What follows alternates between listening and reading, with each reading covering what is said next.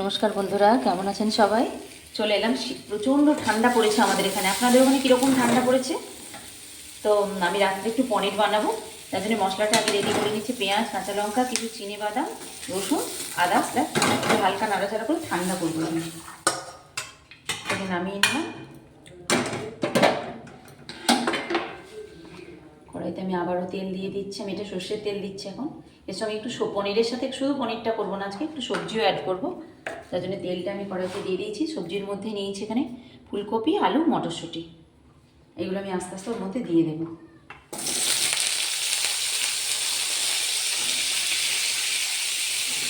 যেহেতু শীতকাল, সবজিটা তো ভালোই পাওয়া যায়, তার জন্য আমি একটু অল্প করে ফুলকপি দিয়েছি রাত্রিতে বলে, খুব বেশি আমি ফুলকপি দিই না।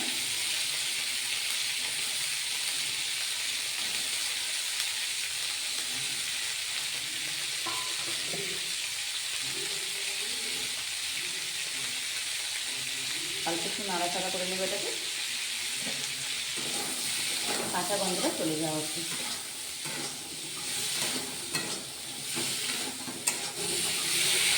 পনিরটা রেডি করে নিই।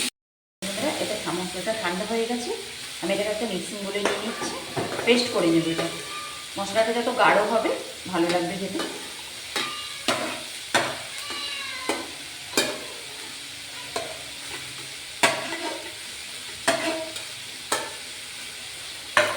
এর মধ্যে অল্প একটু আমি জল দেবো, যে একটা স্মুথ পেস্ট বানিয়ে নেব।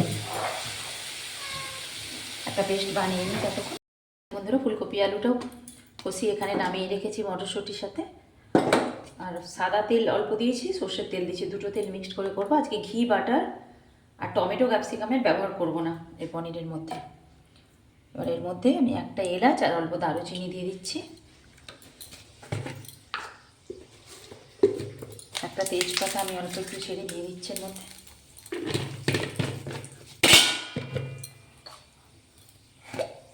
আর দেবো অল্প একটু গোটা জিরে।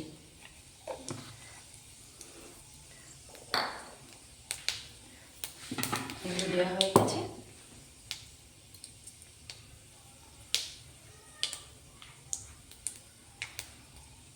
এবারে পেস্ট করে রাখা মশলাটা, ধনে পাতাও এর সাথে আমি কিছুটা দিয়ে দিয়েছিলাম, যার জন্য কালারটা এইভাবে এসেছে, একদম সুন্দর সবুজ হয়ে গেছে কালারটা।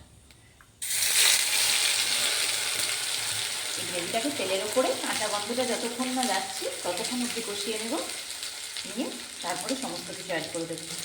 আজকে পনিরটাকেও আলাদাভাবে ভাজবো না।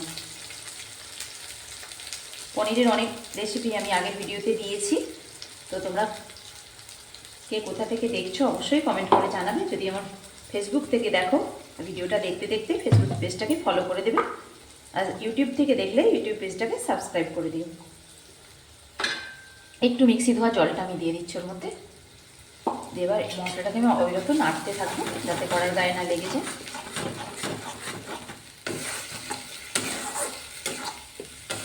পনিরকে যেভাবেই রান্না করুন, একটু গ্রেভিটা থাকলে রাত্রে রুটির সাথে বা লুচি পরোটার সাথেও খেতে ভালো লাগে।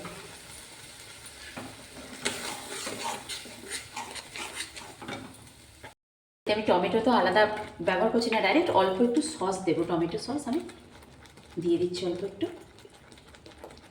খুব বেশি না, কালারটা এবং টেস্ট দুটোই ভালোভাবে নিয়ে আসবে।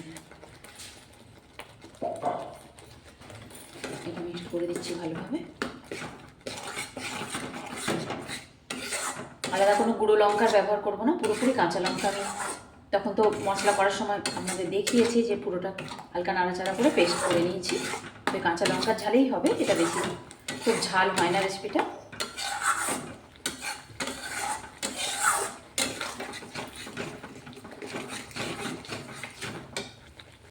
এই সময় স্বাদ অনুযায়ী কিছুটা চিনি বা গুড় আপনারা যে যেটা ব্যবহার করেন অ্যাড করুন, কারণ এটা হালকা একটু মিষ্টি মিষ্টি ভাব হবে।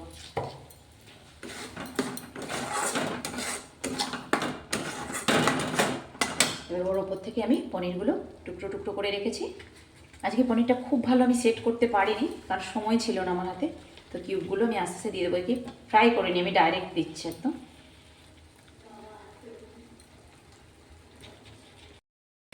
পনিরটাকে আমি খুব সুন্দরভাবে একদম গ্রেভির সাথে মিশিয়ে নিয়েছি। এবার প্রত্যেকটা টুকরোই আলাদা আলাদা আছে, ভেঙে যাবে না। এবারে আর ওপর থেকে আমার ভেজে রাখা ফুলকপি আলু মটরশুঁটিটা আমি দিয়ে দিচ্ছি। হালকা এখানে আমি গ্রেভির জন্য জল গরম করে নিয়েছি এই পাত্রে, এটা আমি দিয়ে দেবো। এই যে জল গরম করেছি, এটা অল্প গ্রেভিটার জন্য আমি দেবো, খুব বেশি ঝোল হবে না, এটা গ্রেভি গ্রেভি হবে। তো একটু নাড়াচাড়া করতে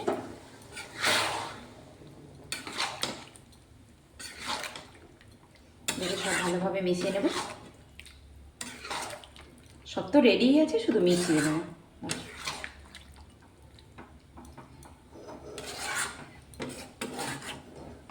এবার ওপর থেকে আমি একটু কসুরি মেথি দিয়ে দেবো হাতে বসে।